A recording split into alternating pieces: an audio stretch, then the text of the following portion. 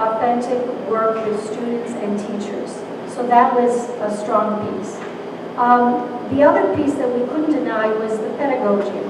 It was there with toolbox for teachers in terms of not just the 4 units that come with each kit, but you had exemplar samples of student writing from real kids. You had checklists for students to use, writing rubrics, and probably the most important piece, she has developed a pathway that shows progression from pre-kindergarten all the way to 8th grade. So all of that research is in one easy handbook. We said, these are the tools that teachers are looking for, this is what we need. Now, because we talk so much about Lucy CALKINS, the program, she has been an educator and working in writing for more than 30 years of her life. She started with Donald Graves in New Hampshire, the writing project, and then went on to Columbia to really these additional 30 years of her work. So I thought it would be interesting to hear her speak, and they're very short. So Leslie is going to help me with that. Thank you, Leslie. Writing this really comes from a repertoire of strategies that work for you. You know how this And sounds. some experience working at the writing so that you figured out which strategies, fit you.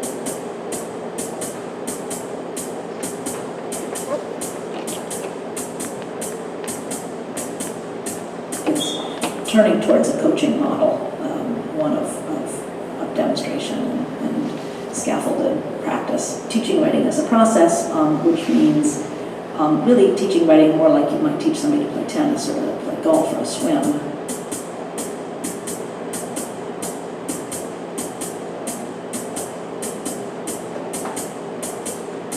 Sometimes writers don't outline before they write, they outline after they've written. So they write something and then they kind of look back at it and say, what have I done? And in order to look at the structure of it, they might make a kind of outline of what they did write.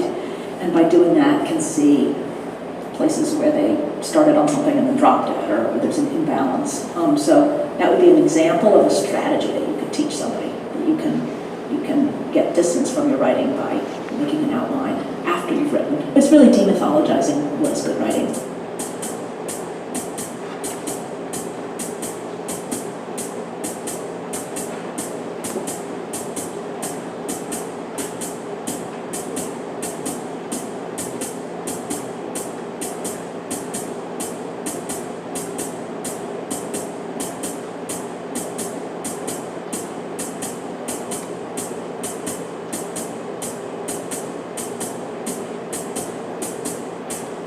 Thank you, Leslie. That's it.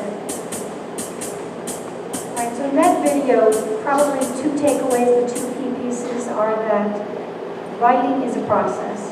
And number 2, that writing process can be different for different learners. So not everyone follows a strict script of drafting, planning. You may, with kindergartners, we start with pictures. Some with words. So all of that is important in the sense that we, as teachers of writing, are supporting students to the best that what they need in terms of being writers. The next one, I'm not going to, this is in the PowerPoint, but I'm not going into it into great detail. There are 10 principles that she believes all principals, all teachers have to believe before they can implement successfully this program of writing or of the Reader's Workshop. So the takeaway from these 2, I put the 10 principles in there so at your leisure you can read them, and it really stresses 3 important pieces. If I summarize them, and she has also written a book just for principals on implementation, not just at the school level, and how we work as a district to implement the program. And the 3 critical moves that principals, that teachers need to ensure for student success, is that there be protected time for writing, that minimally 30 minutes daily with practice to build independence and stamina for students, that students are given choice in their writing, they select topics of interest to increase motivation, and will allow for the choice of strategies. So not one model fits all, but students have a choice in how they're going to draft, how they're going to revise, and pieces like that. And the third most critical piece, which these Bill of Rights came from, they have to do with the work of John Hattie and his book, Visible Learning. Actually, he's had a series of books in which there was a meta-analysis of more than 52,000 studies of research. So this is a very research-based program in that sense. Of these studies, the one variable that led to student success was meaningful feedback. So built into the workshop model is that descriptive feedback, critical feedback from teacher to student. And these three are really the centerpiece of those Bill of Rights and implementing a successful program. All right, I'll move on. So to give you just a little bit of background, 2015-16 was our planning year. That year, the principals, the K-5 Writing Leadership Committee, and our district administrators, we met frequently to coordinate communication, surveys to teachers, to really look at what the professional development would look like. And these, I'd say 16, sometimes it fluctuates, 16 to 18 teachers from the 4 elementaries representing different grades, K-2, 3-5, really worked with principals as liaisons, going back to communicate with other grade level teachers of what we were planning. The other thing that happened that year, and Mrs. Sadler really organized that piece, were the spring the fall and spring one-day conference, in which the principals also went to New York.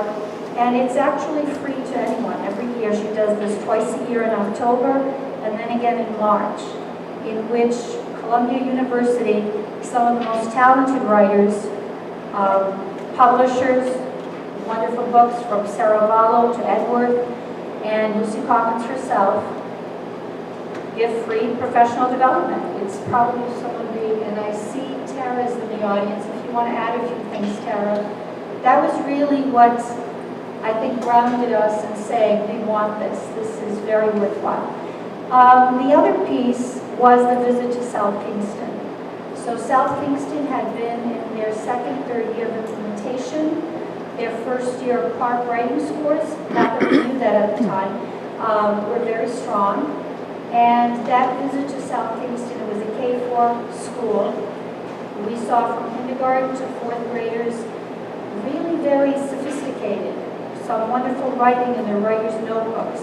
And that also convinced us that we needed to go in this direction. The first full year of implementation, 16-17,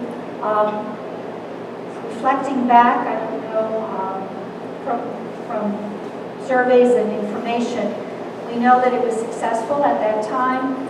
We started in August with about 60 educators, and the principals all participated in a 4-day training, and that's called the Homegrown Institute. And as I look at Pauline, it was and Dr. Andre, it was a great investment because it wasn't inexpensive. It was very expensive, and Diane as well. Very expensive, but very worthwhile in terms of really understanding the program, understanding the 4 units, understanding the writer's workshop and that piece. And we were also fortunate that year to have both a writing coach, Stacy Meredith, who had some experience already with Teachers College and having been a teacher in New York, a 4th grade teacher in New York.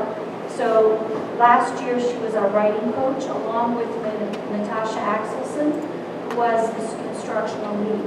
The two of them really led the coaching cycles, our own coaching cycles after the Homegrown Institute. All right. And this past year, we've had the CALKINS coaching cycles with Dr. Natasha Axelson, but they have been on a smaller scale. So we'd like to look at next year supporting teachers in the mini lesson, inferring, and that piece. But I'll talk about that later. Okay. So this one I'm just going to skip because it's really about that collaboration. The K-5 writing leadership team, they have been very instrumental in working with the principals and the other teachers in their buildings who may not be able to participate. Our two staff developers, Kareem, who worked with 3rd and 5th grade teachers, and Katie Wares, KB2, are both published authors of the units along with CALKINS. And much of the feedback was that it was some of the best professional development that we had had. And if Mrs. Salome's nodding her head, she'll probably add a little bit. All right, so Natasha could not be here tonight. I wanted to have her here speak on her own. So Leslie's going to have a video that Dr. Axelson has taken. Hello, I'm Natasha Axelson, the instructional lead in the district.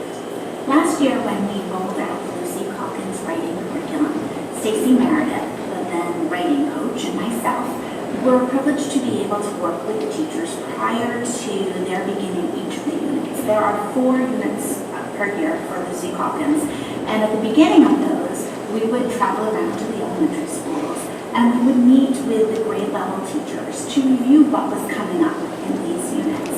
It gave us a chance to look in depth at what the new instruction was going to entail, to highlight key points that we wanted to make sure everyone was hitting hard across the grade level, and to talk about any roadblocks that were coming our way. How could we best implement this new curriculum? This year, I've been fortunate to meet with the teachers 3 times. And for these 3 sessions, the focus has changed a little bit. Last year was really our year to become familiar with the program for our first time through. And this year, we changed our focus to that of looking at student work so that we could really isolate those areas of strength that we see students improving greatly in, and those areas that we still need to boost students up in their writing. And we did this by looking at student writing samples. We use the Lucy CALKINS rubrics that come with the program. These rubrics are Common Core based, they are very detailed, and we would calibrate the writing together, score them, make sure we were all on the same page as to what a 1st grade writing piece would look like, a 2nd grade writing piece would look like, and then really look for themes that would emerge. What were we seeing that the class as a whole had really grasped onto well, and what were we seeing that we needed to add some extra support for? We drew on Jen Saravallo's work. She is a follower of Lucy CALKINS and has some great supportive materials for those extra mini lessons that can be added in areas that need that extra support. And we planned, okay, how can we then target these areas in our writing instruction to boost students even further in their writing? Last time I was at Guitarist, I was pulled aside by Jane Glass, one of our 1st grade teachers, who excitedly told me she wanted to have a student read some writing to me. They were working on their persuasive writing and had been doing book reviews. This student had chosen the book 3 Little Pigs.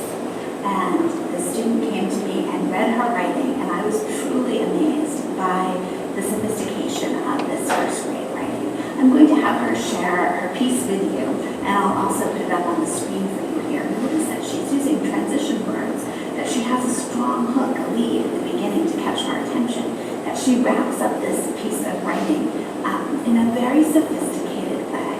And this is the type of writing that we are seeing emerge from Lucy CALKINS writing units. The 3 Little Pigs. Do you like stories or tales? Then I have the book for you. In my opinion, you should read 3 Little Pigs. You should read it because the pictures are funny. They're funny. Because in one of the pictures, the wolf looks like a bread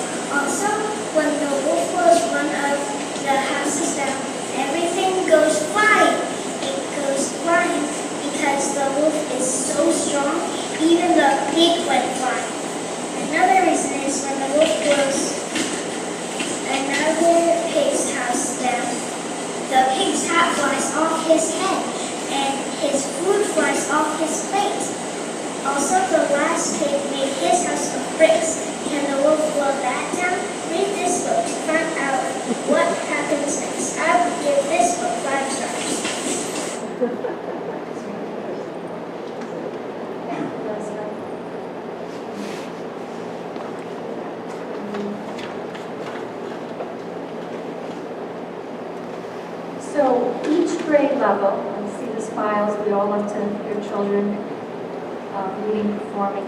But the CALKINS units are designed for K-2, lower elementary, and 3 to 5, upper elementary. And in each unit, in each kit for each grade are four units.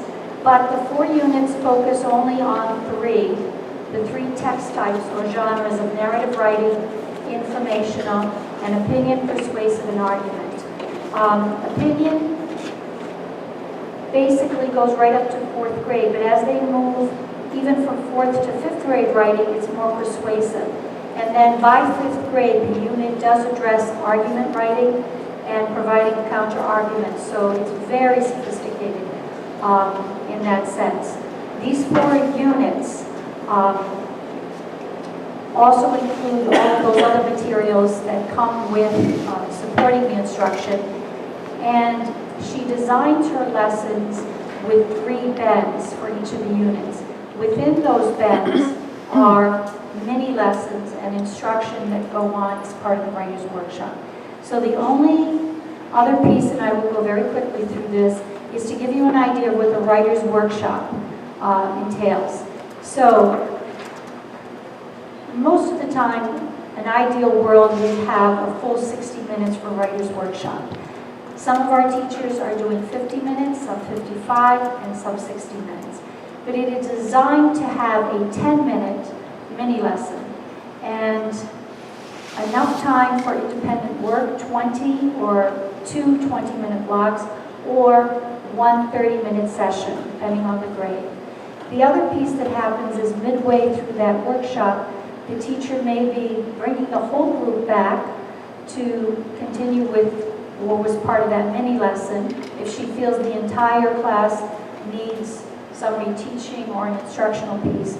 If not, then she's working only with those students who need that piece, who need more practice or more explanation, really as part of the explicit instruction. And then the last piece, which is 5 minutes, sometimes it's less, is the sharing. So very quickly, I'm going to go through what the mini lesson and the supports that are there for teachers. The mini lesson is designed for the teachers to start with the connection. It can be a personal connection, it can be something that they read in Read Aloud that really connects to what she is teaching or the teaching point. I'm sorry, I need to get so close to this. And the teaching point that is really critical is that the teacher demonstrates the skill or the strategy.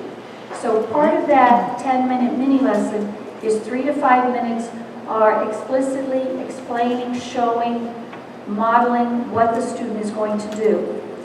Then there's the active engagement, where if you've been in classroom, sometimes you hear the turn and talk, or students then explaining it in their own words. And the last piece is a link to what they're going to do in that working session. So since I'm not as good at technology, we have just 2 little pieces. It's CALKINS talking about that mini lesson to give you a clearer picture. Yep. That one? Yep, click Leslie, thank you. No, not there. Hold on. Open it up, right click, Won't do anything. double click. Oh, Maybe it down had a here? live, oh, do that one. Wait. Is this It's it? okay, it doesn't matter which one. Is this it? This, yes. I had some my iPad didn't have enough memory, so I had some challenges. And one of the mini lessons being done on writing a table of contents was shortened, but I think it's worth you listening. The voice might not be as loud, as clear. Yeah, I was afraid the sound might. Yeah, I'm sorry, I apologize for that. So Leslie, we'll Yep, move get to- rid of it. We'll move to the, I'll go back to the PowerPoint. And then, yeah, do You want that one? Yeah, that should open up. That part I do know. Open link. It was an active link. I tested them all out earlier. No. All right. Wait a minute. My friend here. It's okay. We have. Oh, he got it. Got the Oh. magic touch. So it's really important what you asked about why mini lesson. One of the things that we think we know is important is that kids need explicit instruction in the skills and strategies of learning, but they also need practice. So we've deliberately written a series so that the mini lessons are just 10 minutes. And so for example, let's say we're studying a many text. We're not apt to read that whole text in one day. Instead, we'll take a text and we'll look at the lead. Just talk about those first 3 or 4 sentences in one day's mini lesson. And another day we'll come back and look at that text again, and this time we'll line it for something different. And another time we'll come back and look at it yet again. So the mini lessons are really carefully calculated to be 10 minutes. And I know as teachers get kind of skilled at doing mini lessons, that sometimes they're 12, 13 minutes, they're a little bit longer. But one of the things to encourage people to do is to make sure that they keep the pace going and keep those mini lessons brief, because the essence of teaching writing is not just the mini lesson, but it's actually the small group work. And in every session of these books, there's a mini lesson, but then there's guidance for what's the small group work look like, and what do you actually expect the kids are doing on their own, and then how do you respond to the predictable problems the kids are going to be getting into on their own. So that each day has a 10-minute mini lesson, then has some advice for small group work and conferring, and then a little bit of a follow-up at the end, which also leads into homework.